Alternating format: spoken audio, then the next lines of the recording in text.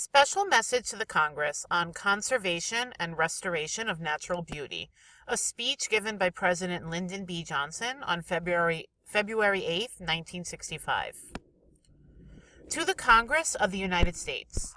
For centuries, Americans have drawn strength and inspiration from the beauty of our country. It would be a neglectful generation indeed, indifferent alike to the judgment of history and the command of principle, which failed to preserve and extend such a heritage for its descendants. Yet the storm of modern change is threatening to blight and diminish in a few decades what has been cherished and protected for generations.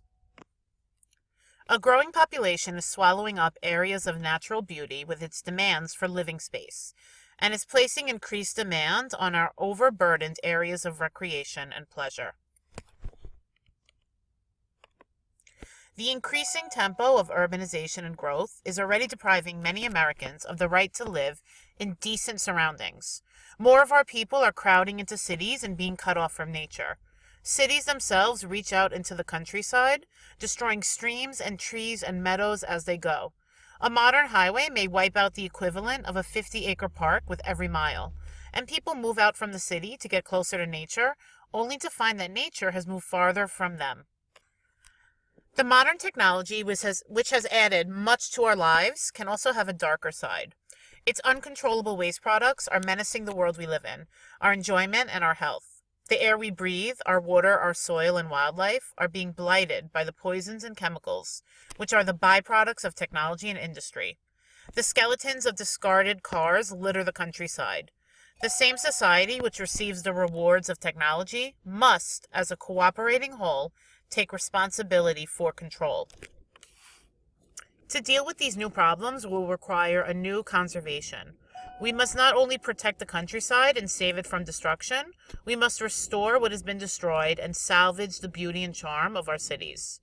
Our conservation must be not just the classic conservation of protection and development, but a creative conservation of restoration and innovation.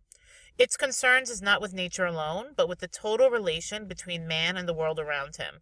Its object is not just man's welfare, but the dignity of man's spirit. There is much the federal government can do through a range of specific programs and as a force for public education. But a beautiful America will require the effort of government at every level, of business and of private groups. Above all, it will require the concern and action of individual citizens, alert to danger, determined to improve the quality of their surroundings, resisting blight, demanding and building beauty for themselves and their children. I am hopeful that we can summon such a national effort, for we have not chosen to have an ugly America. We have been careless and often neglectful, but now that the danger is clear and the hour is late, this people can place themselves in the path of a tide of blight, which is often irreversible and always destructive. The Congress and the executive branch have each produced conservation giants in the past. During the 88th Congress, it was legislative executive teamwork that brought progress. It is this same kind of partnership that will ensure our continued progress. Pollution is growing at a rapid rate. Some pollutants are known to be harmful to health, while the effect of others is uncertain and unknown. In some cases, we can control pollution with a larger effort. For other forms of pollution, we still do not have effective means of control. Pollution destroys beauty and menaces health. It cuts down on efficiency, reduces property values, and raises taxes. The longer we wait to act, the greater the dangers and the larger the problem. Large-scale pollution of air and waterways is no respecter of political boundaries, and its effects extend far beyond those who cause it. Almost all these wastes and pollutions are the result of activities carried on for the benefit of man. A prime national goal must be an environment that is pleasing to the senses and healthy to live in. Our government is already doing much in this field. We have made significant progress, but more must be done. In my 33 years of public life, I have seen the American system move to conserve the natural and human resources of our land. TVA transformed an entire region that was depressed. The rural electrification cooperatives brought electricity to lighten the burdens of rural America.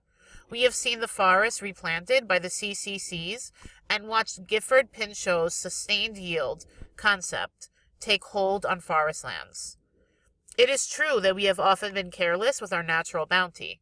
At times, we have paid a heavy price for this neglect.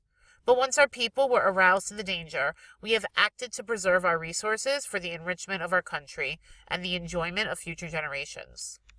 The beauty of our land is a natural resource. Its preservation is linked to the inner prosperity of the human spirit. The tradition of our past is equal to today's threat to that beauty.